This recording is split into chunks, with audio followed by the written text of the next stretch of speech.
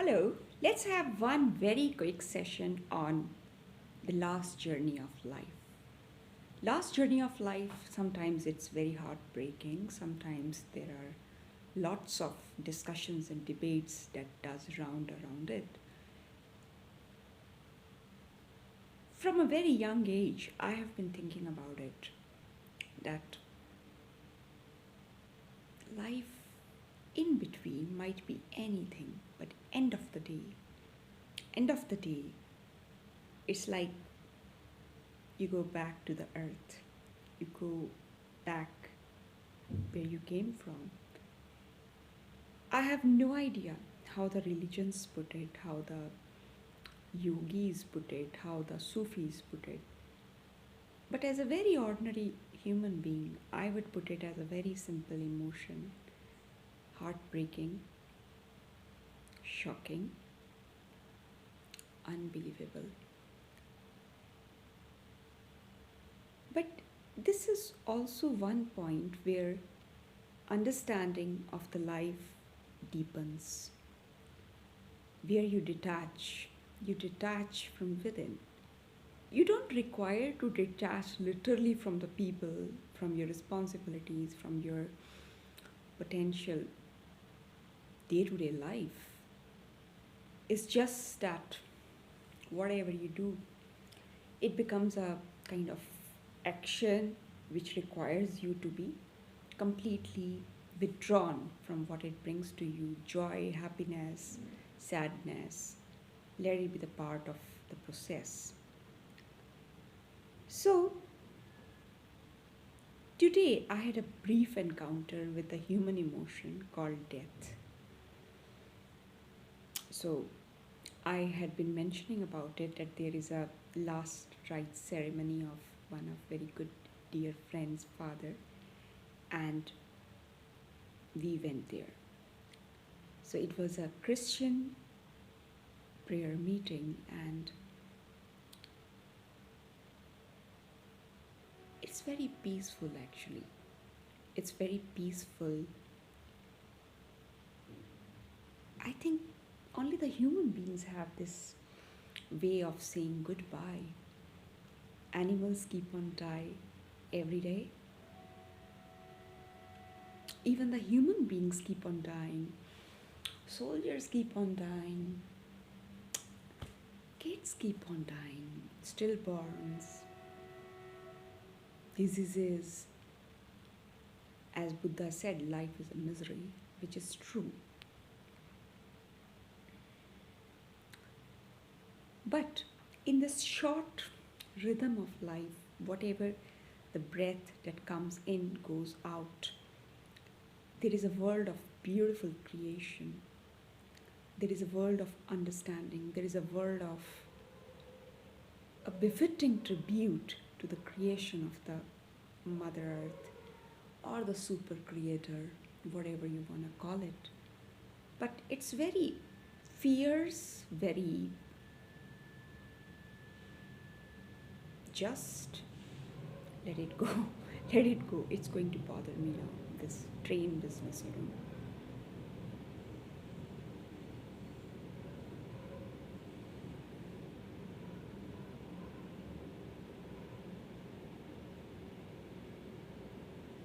I think the noise is less today. So, yeah. And it's very kind of very deep experience.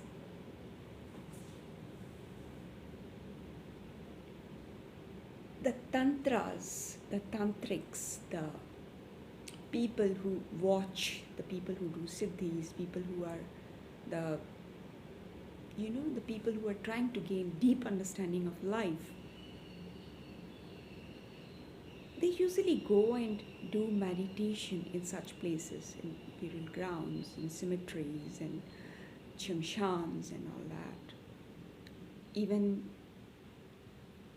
goddess Kali roams there, and she's the goddess of destruction. Shiva is like sitting there. So he's like a bridge in between life and kind of other world.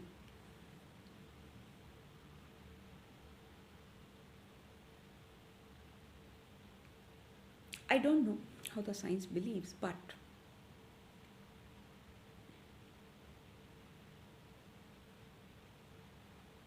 how Bhagavad Gita says that it's a continuum. It is continuum actually. A rolling stone doesn't know what comes in the way, goes, again goes, clashes, reborns, goes, clashes. This goes on. But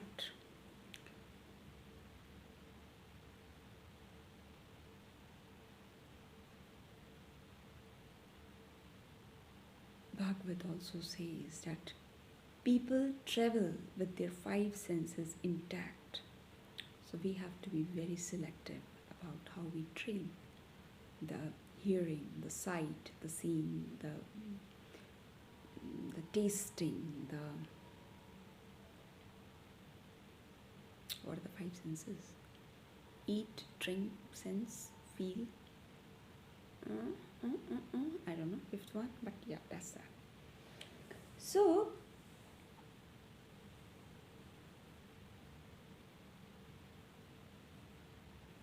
I don't know. I am not a kind of emotional person who will love to kind of go teary eyed or heartbroken about something. But in human life, either you are a human being or you are an ice cold human being. It's okay to be ice cold, it's okay to be very justified what you're doing or what you will do. But it's fine, you can cry a bit sometimes. And there is no harm. There is really no harm. So I went to this place, I was a bit thinking.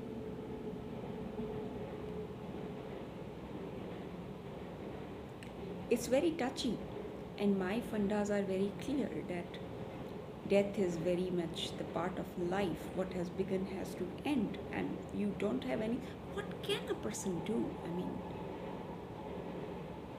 we age, we die, and we come back, we don't come back. Who knows? But that's the Leela. Not literally that Leela hotel, that's the Leela, I mean the creation. So it goes on. So I was like in a very jolly good mood. I was determined that I would be very, very peaceful, calm. And we reached there. It was emotional actually. I am a third party. I may not know, but the kids, but the family. When they just put that earth on you and they just nail your coffin. I know soul has gone. It has been set free. But I cried.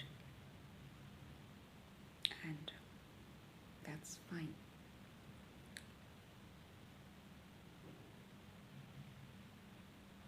And once the prayer meetings got over, I was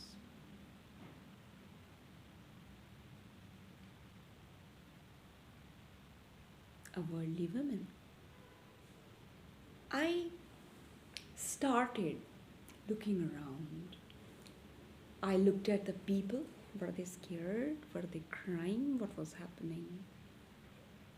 So, anyways, I left at that and then I started looking at the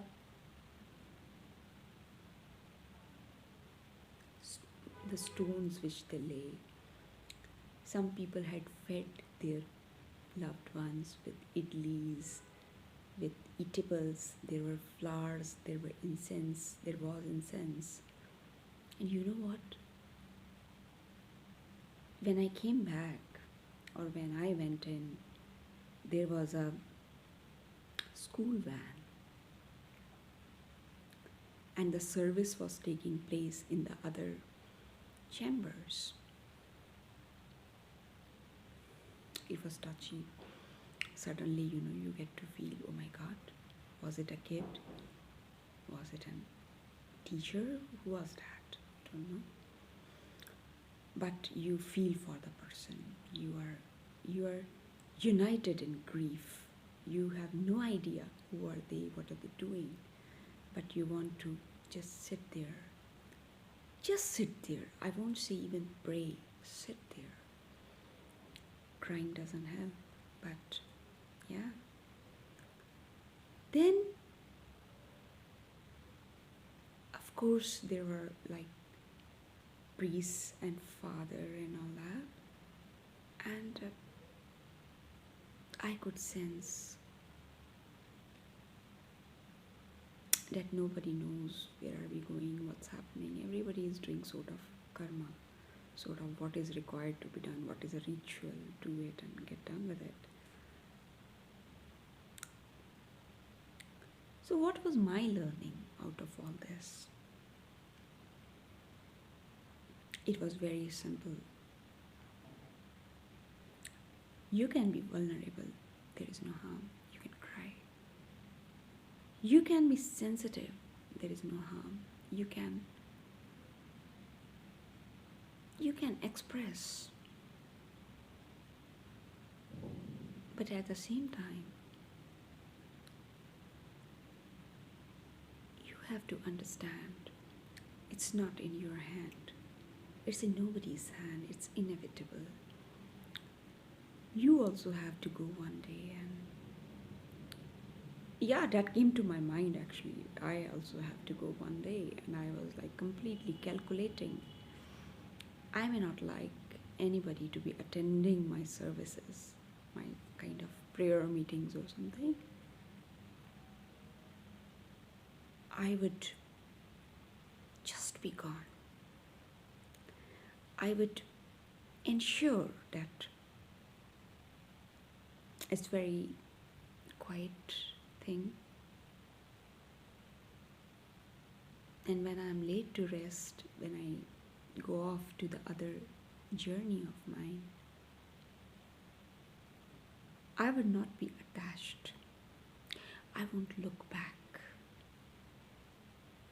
I would just harden myself and lived to such a sensitive levels, get hurt, give what I can, take nothing except hearts, some heartbeats. So when I go and I'm invisible and people may not even know, but somewhere some people will feel that vacuum. They will get that feelers if something is wrong in my life. So these are called karmic connections. And I trust that when we guys live,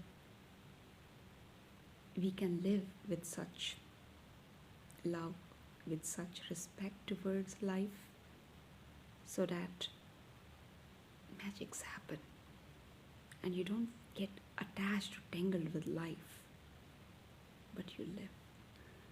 And you live with a big fat smile, and you live with extreme passion and desire, and you live that there is no tomorrow, but also know that